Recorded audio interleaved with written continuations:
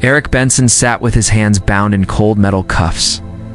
His feet shuffled slowly as two tall guards led him down a long silver hallway. The walls glowed a soft blue, and the air smelled strange like metal and flowers.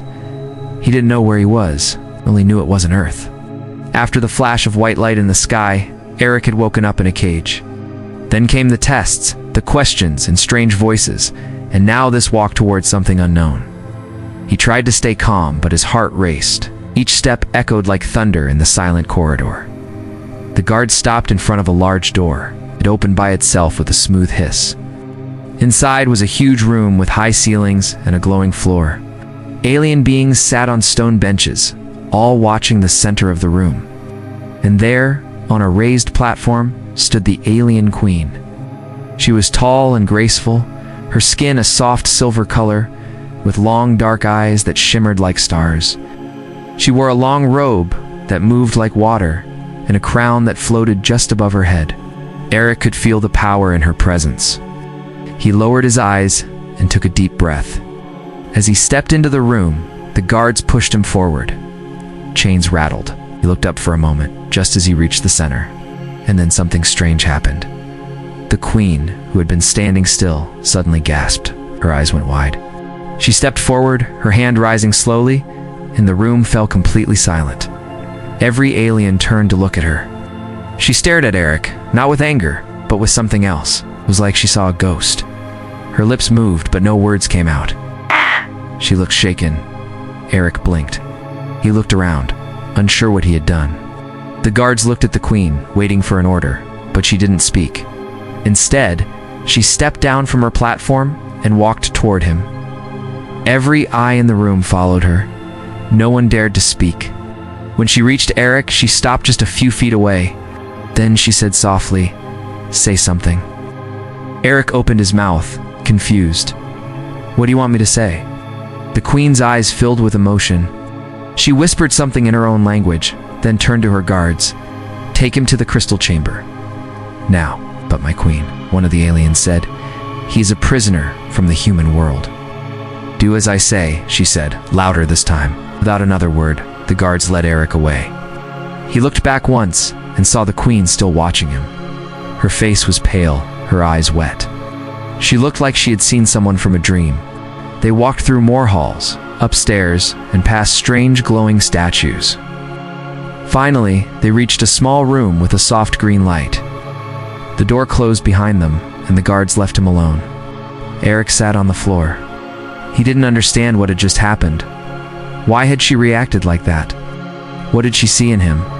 Why was his voice so important? He sat in silence, the cuffs still tight on his wrists. He looked at his reflection in the wall, just a normal college student. Short brown hair, plain face, tired eyes. But now he was in a palace, on a strange planet, and an alien queen had stared at him like he mattered. He had no idea what would happen next, but one thing was clear, his voice had changed everything. Eric sat on the soft floor of the green-lit room. Hours passed. No one came. He touched the cuffs on his wrists and wondered why the queen had stopped everything. Her voice still echoed in his mind. "Say something." It made no sense. Why would his voice matter to a queen from another world? Finally, the door opened. A tall alien woman stepped in. She wore a long robe like the queen, but simpler. Her eyes were calm. "Come with me," she said. Eric stood up slowly.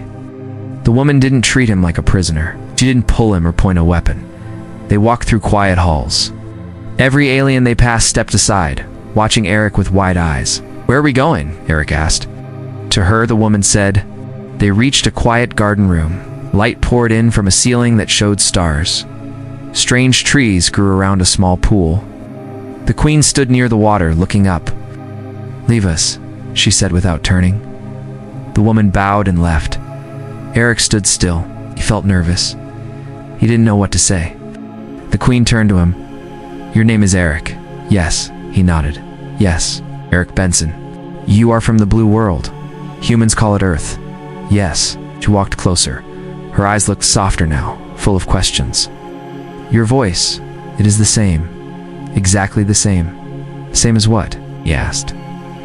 "Long ago," she said, "when I was young, My people sent me to observe your world. I was not queen then. We stayed hidden. Your kind never saw us. But I met someone.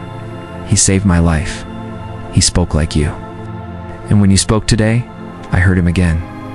Eric stared at her. You think I'm him? No, she said, shaking her head. He would be gone now, too many years. But you sound like him, so much that it hurts. She sat by the pool. He was kind, brave. He found me when I was lost. He never knew who I was. He only helped because I needed help. We spoke only a short time, but I never forgot him. Called me friend. Eric sat on the other side of the pool. I don't know anyone like that. Maybe he was my grandfather, or someone in my family. Perhaps, she said. Our minds connect through voice and memory. Maybe something passed down. What happens to me now? He asked. There are those who fear you, she said. They think you are a spy. They want you sent to the mines, or worse. Great, Eric muttered. She smiled a little. But I will protect you. I need to know more. Your voice has opened something in me. Old memories, maybe more. They sat in silence. Stars moved across the ceiling. Water rippled gently. What is this place? Eric asked. The Garden of First Memory, she said. We come here to think, to remember, to feel. He looked around. It's beautiful. She nodded. It is, but even beauty hides danger. Soon the council will ask why you live. They will want answers. What do I say? You speak, she said, just like you did today. Your voice will be your shield. He looked down. I'm just a student. Don't know anything. You know how to speak from the heart, she said. Well, that may be enough. She stood again. You will stay in the guest wing, guarded but safe. You are not free yet, but you are not a prisoner either. Thank you, he said. She paused. Eric, ... do you dream? Sometimes. Why? If you see him, tell him I remember. She left the room. Eric stayed by the pool. His heart felt heavy, but warm. He didn't understand what was happening, but he knew it mattered. Maybe his voice really did hold something more. And maybe this alien queen was more human than she looked. Eric sat on a soft bed in a tall room made of clear glass. Outside, he could see 2 suns rising above the mountains. The sky was orange and gold. Guards stood by the door, but they didn't speak to him. He had food, water, and a soft place to rest. But he still felt like a stranger in a world that did not trust him. He thought about the queen and the story she told him. Someone who looked like him had saved her long ago. Someone who spoke like him. It made no sense, but it felt real. When she spoke to him, she didn't sound like a ruler. She sounded like someone remembering something she missed. A knock came at the door. The same woman who had led him to the garden before stepped in. The queen has asked for you, she said. He followed her again through long, quiet halls. The palace was huge. Glowing walls, floating lights, and strange soft music that came from nowhere. They passed other aliens who bowed as they walked by. This time the queen waited in a tall room with windows reaching the sky. Beside her stood 3 other aliens in dark robes. They had serious faces. This is the council, she said to Eric. They lead with me. They have questions. Eric nodded. The council leader stepped forward. He had deep lines on his face and eyes that watched every move. You are human, the man said, but you were not invited. How did you reach our space? I don't know, Eric said. I was walking home from class. There was a light in the sky. Then I woke up in a cage. Many think you are a trick, another council member said. Voice used to control the queen. Eric's heart beat faster. He looked at the queen. She raised her hand. His voice woke something in me, she said. But it is not control. It is memory, or illusion, the old man said. The queen turned to Eric. Speak again. Say anything? Eric looked at the council. I don't want to be here. I didn't choose this, but I'm not lying. I'm not a spy. I'm just a guy who went to school, who liked books and music, and who helped people when he could. Someone from my family helped you? Then I'm proud. The queen closed her eyes. Her hands began to glow faintly. The room became quiet. Eric felt something in the air, like warmth touching his mind. The queen opened her eyes. His voice connects to my past. We must confirm, the council leader said. Bring the memory stones. A guard brought a silver box. Inside were 6 smooth stones. They placed one in front of Eric. "Touch it," the queen said. He did. The stone glowed.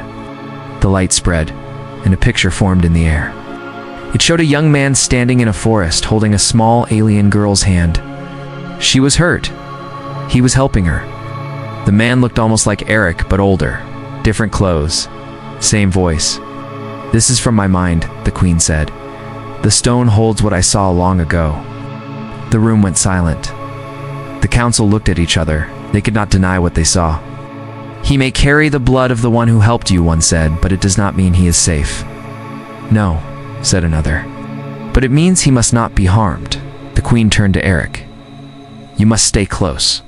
This may be bigger than we know." Later, Eric sat alone in his room. His mind raced. The man in the memory looked like family, maybe a Grut-Tunkel or someone lost in time. But how had that memory stayed alive for so long? And how did his voice bring it back? Outside, 2 aliens whispered near the hall. "She protects him, but others will not. There are those who plan to act. Soon." Eric leaned against the wall. He was safe for now, but something was coming. And he didn't know if his voice alone could save him next time. The night was quiet, but something in the air felt wrong. Eric could not sleep. He sat by the window, looking out at the silver lights of the alien city. The stars above him looked different from those on Earth.